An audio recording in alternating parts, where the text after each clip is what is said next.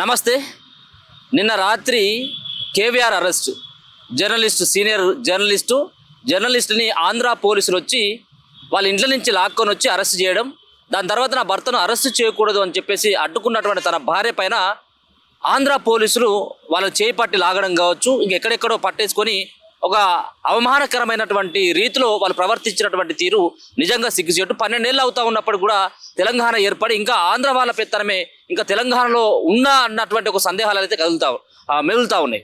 ఒకసారి మాట్లాడేటువంటి ప్రయత్నం చేద్దాం. మనతో పాటు సనత్ జయసూర్య ఉన్నాడు. ఒకసారి మాట్లాడేటువంటి ప్రయత్నం చేద్దాం. ముందుగా అన్న, అసలు నిన్న జరిగినటువంటి దాడి కావచ్చు, ఒక జర్నలిస్ట్ను అరెస్ట్ని ఏ విధంగా చూస్తారో, అది కూడా ఆంధ్ర పోలీసులు వాళ్ళు ఇక్కడ నుంచి అర్ధరాత్రి పూట పట్టుకపోవడానికి.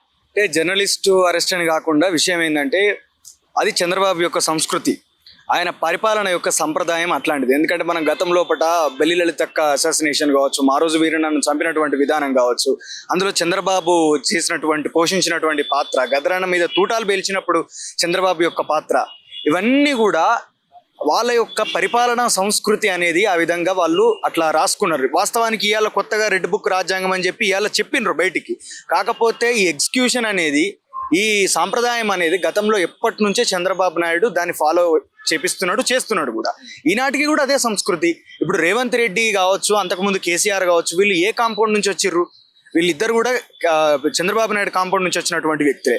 కాబట్టి వాళ్ళు కూడా ఆ లక్షణాలు అలవరుచుకున్నారు. గతంలో కేసీఆర్ కూడా అట్లాంటి అణచివేత కార్యక్రమాలు చేసిండు. కాకపోతే అప్పుడు అతను అణచివేసిండు, కానీ ఆంధ్రలో వచ్చి ఇక్కడ అణచివేసే వ్యవస్థ తక్కువ ఉండొచ్చు అప్పుడు. కాకపోతే ఈరోజు రేవంత్ రెడ్డి ఎవరైతే ఉన్నారో ఆయన కంప్లీట్గా టీడీపీ సంబంధించినటువంటి చంద్రబాబు నాయుడికి అత్యంత దగ్గర సహచరుడుగా, ఒక శిష్యుడిగా మెలిగినటువంటి వ్యక్తి. ఈరోజు ఆయన ఒక బానిస లెక్క మారిపోయి చంద్రబాబును ఇక్కడికి హైదరాబాద్కు పిలిపించుకుంటా, తేనేటి విందులు చేయించుకుంటా, ఏదైనా విషయం వస్తే, మొన్న రీసెంట్గా మనం చూసిన అమీర్పేట లోపల ఎన్టీఆర్ విగ్రహావిష్కరణ కావచ్చు, ఇక్కడ మొత్తం కూడా మా పెత్తనము ఉన్నది అని చెప్పి వాళ్ళు డైరెక్ట్గా కంప్లీట్గా మనకు చెప్పడానికి చెప్పించుతున్నది ఎవరితోటంటే ఈరోజు రేవంత్ రెడ్డి తోటి. ఈరోజు ఎంత దుర్మార్గంగా, ఎంత దారుణంగా, అర్ధరాత్రి కూడా కాదు, కొంచెం డార్క్ అయిందో లేదో అక్కడ మన విజువల్స్ చూస్తే అర్థమైపోయింది. పోలీసులు అంటే ఎట్లుంటారన్న, డెఫినెట్గా ఒక మంచి వాళ్ళకు యూనిఫామ్ ఉంటుంది, వాళ్ళకు ఒక వెహికల్ ఉంటుంది, పోలీస్ వెహికల్ కాదు, ఓ ప్రైవేట్ వెహికల్ వచ్చారు. ఇవాళ రేపు అట్టిగా హెల్మెట్ లేకపోతేనే బండ్లాగా పడుతున్నారు. ఆ కార్కు సరైనటువంటి నెంబర్ ప్లేటే లేదు, నెంబర్ ప్లేట్ వలిగిపోయింది. ఆ కార్లు వచ్చిండ్రు, సివిల్ డ్రెస్లు వచ్చిండ్రు, మేమనంటే నోటీసులు ఇచ్చినామని చెప్పని అంటున్నారు. నోటీసులు ఇచ్చిర్రు, నోటీసులు బహిరంగంగా ఇవ్వాలి కదా, దానికి ఒక ప్రొసీజర్ పద్ధతి ఉంటుంది కదా, ఒక కాన్స్టిట్యూషనల్ పద్ధతి ఉంటుంది కదా. కానీ వీళ్ళు కాన్స్టిట్యూషన్ని ఫాలో అవుతలేరు, వీళ్ళు రెడ్ బుక్ కాన్స్టిట్యూషన్ని ఫాలో అవుతున్నారు. ఇంకొంతమంది మిత్రులు సోషల్ మీడియాలో చేస్తున్నటువంటి కామెంట్లు ఏంటంటే, ఎవడైనా తప్పు చేసినా పోలీసులు అరెస్ట్ చేయదలుచుకుంటే ఇదేమన్నా పాకిస్తాన్ ఉన్నదా తెలంగాణ, డెఫినెట్గా అందరికీ ఒకటే రకమైనటువంటి రాజ్యాంగం వర్తిస్తుంది, పోలీసులు వచ్చిన పద్ధతి ప్రకారం పట్టుకొని పోయారని చెప్పని అంటున్నారు. మరి ఇది పద్ధతి అయినప్పుడు అసలు మన భారతదేశం మొత్తానికి ఒక ఇండియన్ కాన్స్టిట్యూషన్ అనేది ఉన్న తర్వాత రెడ్ బుక్ రాజ్యాంగం ఏంది? ఇది రాజ్యాంగ విద్రోహం కాదా? రాజ్యాంగ విరుద్ధం కాదా? ఇది దేశద్రోహం కాదా? రెడ్ బుక్ రాజ్యాంగం అని ఆంధ్రప్రదేశ్కు సపరేట్గా పెట్టుకునేది ఏంది? ఆంధ్రప్రదేశ్ పాకిస్తాన్లో ఉన్నదా, లేకపోతే ఆంధ్రప్రదేశ్ ఇంకొక పాకిస్తానా? ఎందుకు అట్లా పెట్టాలి రెడ్ బుక్ రాజ్యాంగం అని? సో నిన్న అంతా చూసిన తర్వాత ఎందుకు ఒక పాట, అంటే రాత్రిలే ఆయన అరెస్ట్ చేయడం, దాని తర్వాత రాత్రిలే రిలీజ్ అయినట్టు ఆ పాట కూడా అద్భుతమైనటువంటి ఒక పాట. సో అది అంటే ఒకటి రోజు రాసిన, లేకపోతే గతంలో కూడా రాయాలని చెప్పేసి అనుకున్నారా? అప్పుడు వచ్చినటువంటి ఆలోచన ఏం పాట? ఇది అనేక విషయాలకు సంబంధించినటువంటి సమాహారంగా ఎప్పటి నుంచో రాద్దామన్నటువంటి ఆలోచన ఉండేది. కాకపోతే నిన్నటి అరెస్టును చూసిన తర్వాత ఇంకా చాలా ఆవేశానికి లోనైపోయి రాసినటువంటి పాట. డెఫినెట్గా మన ఆవేశ ఆక్రోశాలే పాటలు ఎక్క వచ్చినాయి. గతంలో బతుకమ్మయ్య కావచ్చు, తర్వాత వచ్చినటువంటి అమరుల పాటలు కావచ్చు, తెలంగాణ ఉద్యమ పాటలు కావచ్చు. ఆ క్రమంలో ఒకటి రాద్దామని అనుకున్నా, ఆ రాత్రి ఎంబటే రాసేసిన అన్న. ఓ అద్దుమ రాత్రి దొంగోడో ఆంధ్ర పోలీసోడా, చంద్రబాబుకు చెంచాగిరి చేసే జీతగాడ.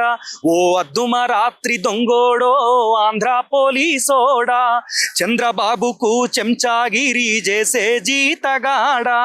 ఓటు మీద సీటు నెక్కినోడు ఎల్లకాలం ఉండడు కొడక, అక్రమ కేసులు పెడితే మీ విధి వక్రం అయితది కొడక. బానిసలైన బంధుకుల బలుపు నెత్తికెక్కెర కొడక, పెట్టుకున్నారు తెలంగాణ తోటి సిత్తైపోతారు కొడక. ఓ అద్దుమ రాత్రి దొంగోడో ఆంధ్ర పోలీసోడా, చంద్రబాబుకు చెంచాగిరి చేసే జీతగాడ. కపట నీతికి కంచుకోటావో కాంగ్రెస్ రేవంత్ రెడ్డి, దొంగలోలే రాష్ట్రాలు వంచుకొని తింటున్నారు గడ్డి. మీ ఏలికలో ఆంధ్ర పెత్తనమేంది నైజాం సీఎం గారు, మీ ఏలికలో ఆంధ్ర పెత్తనమేంది నైజాం సీఎం గారు. నారావారికి బానిసగిరి ఇంకెన్నాళ్ళు సారు, ఆ ధృత రాష్ట్ర కౌగిలి నుండి రేవంత్ రెడ్డి గారు. ఈ లాఠీలు నిన్ను కాపాడలేవు ముఖ్యమంత్రి గారు. ఓ అద్దుమ రాత్రి దొంగోడో ఆంధ్ర పోలీసోడా, చంద్రబాబుకు చెంచాగిరి చేసే జీతగాడా. ఈ పాట రాయడం జరిగిందన్న. ఇట్లాంటి పాటలు అనేకం వస్తాయి. ఎందుకంటే ఈ రకంగానే 10-12 సంవత్సరాలు అవుతుంది ఎవ్వరు ఆంధ్రప్రదేశ్ గురించి మనం మాట్లాడలే, మనం ఎవరం వాళ్ళ జోలికి పోతలేం. కాకపోతే వాళ్ళు ఇష్టం వచ్చినట్టు సోషల్ మీడియా వేదికగా ఇష్టం వచ్చినట్టు ఈ రకంగా ప్రవర్తించడం కావచ్చు, ఇక్కడ ఉన్నటువంటి జర్నలిస్టుల మీద, ఆ ఉద్యమకారుల మీద ఈ రకమైనటువంటి దురుసు ప్రవర్తన చేస్తే మాత్రం ఇట్లా తెలంగాణ ఆడబిడ్డల ఆ జర్నలిస్ట్ భార్యను ఆ విధంగా తోసుకుంటూ పోవడం కావచ్చు, ఇష్టం వచ్చినట్టు చేయబట్టి ఇగ్గడం లాగడం కావచ్చు, అసాల్ట్ చేయడం కావచ్చు, ఇది ఖచ్చితంగా నేరపూరితమైనటువంటి చర్య. దీనికి ఖచ్చితంగా రాజ్యాంగ పరిధిలో కూడా వాళ్ళ శిక్ష పడాలని చెప్పి కోరుకుంటారు.